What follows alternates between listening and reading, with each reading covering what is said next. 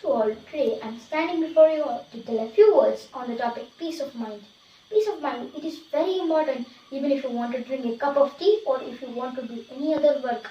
Nowadays, in this pandemic moment, people are telling that they are very busy, and it might be true because during this pandemic moment, people have lost their jobs, so they might be in a rush to get another job, and we don't need to be this much rush.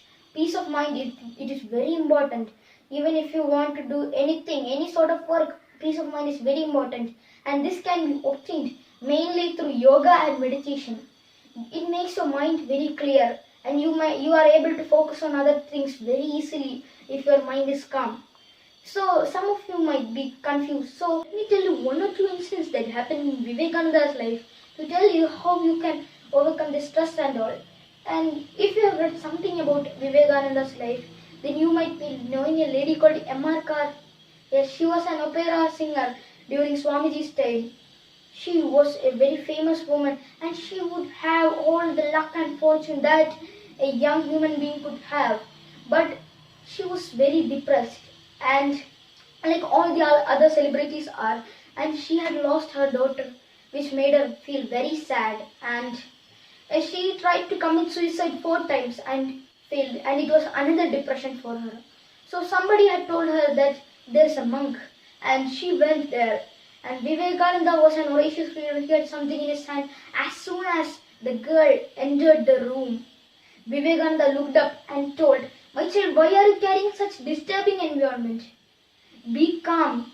And as soon as Vivekananda said this word, that lady calmed down. Vivekananda was a Greek yogi. He had that power.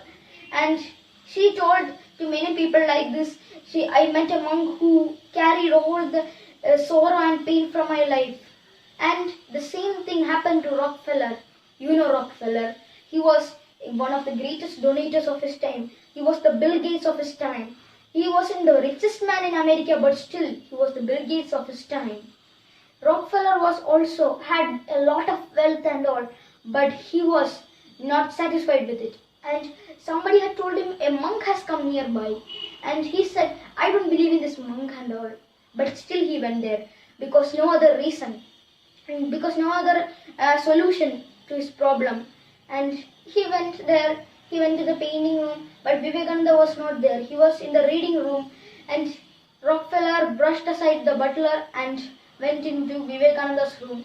And Rockefeller, he was trying to get Vivekananda's attention, but Vivekananda, he didn't even look up, and Rockefeller finally got his attention. And Vivekananda looked up and said, "I know what you lack. You lack peace of mind. You think you are the owner of so much.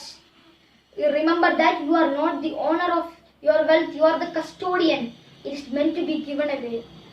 As soon as Rockefeller heard this word, he left that place angrily because he was not used to getting advices. And after a few days, Rockefeller came back, and he again went to that reading room. And Rockefeller threw a document in front of Vivekananda. And Rockefeller said that, "Look, I have made a huge donation to a public cause." Then Vivekananda said, "Yes, you have." Then Rockefeller said, "Now you can thank me for it." Vivekananda said, "I should thank you, you should thank me. I had made peace of mind come back to you."